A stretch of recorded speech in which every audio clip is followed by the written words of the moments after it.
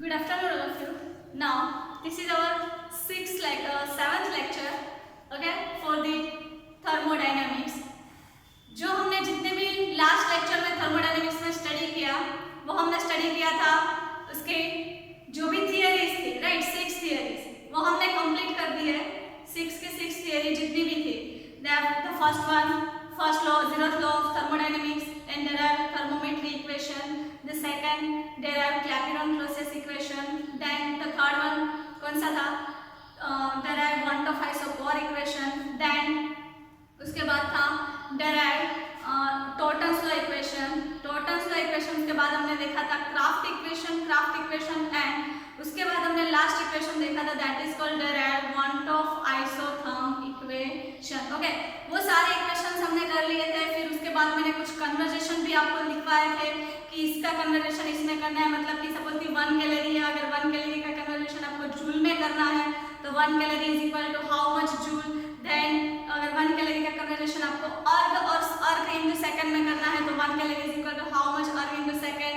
Then अगर आपको उसका मिली एटमॉस्फेयर में करना है तो वो सारे कन्वर्जेशन मैंने सारे के सारे कन्वर्जेशन बोर्ड पर लिखे हुए थे, ओके, और मैंने आपको समझाया भी था. देन उसके बाद मैंने जितने भी हमने जितने भी अब तक के थियरीज जो हमने स्टडी की, उसके जितने भी इक्वेशंस है, जो इक्वेशंस हम यूज करके, जो न्यूमेरिकल्स में हम इक्वेशन यूज करके हम वैल्यू कैलकुलेट करेंगे, हमको जो भी फाइंड आउट करना है वो फाइंड आउट करेंगे, तो वो मैंने सारे के सारे इक्वेशन भी मैंने 2 बार रिवाइज करवा दिया है.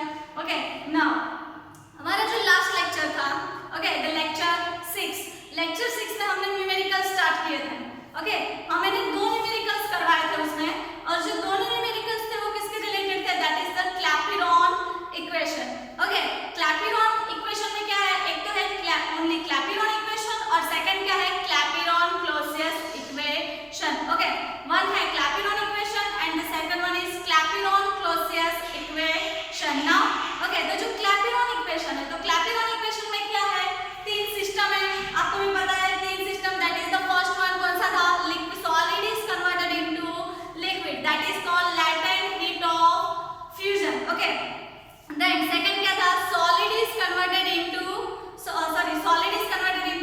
gaseous, that is called latent heat of sublimation. And the third one कौन सा था? liquid is converted into vapor, or we can say gaseous, that is called latent heat of vaporization. Okay, ये हमारे उसमें जो क्लैपेरॉन इक्वेशन है उसमें 3 system है. हमने जो कल 2 न्यूमेरिकल्स कैलकुलेट किए थे वो सारे दोनों के दोनों न्यूमेरिकल्स क्लैपेरॉन इक्वेशन के रिलेटेड थे. ओके, और वो जो इक्वेशन दोनों के दोनों इक्वेशन थे उसमें एक जो था वो कौन सा था? Liquid is converted into gaseous, that is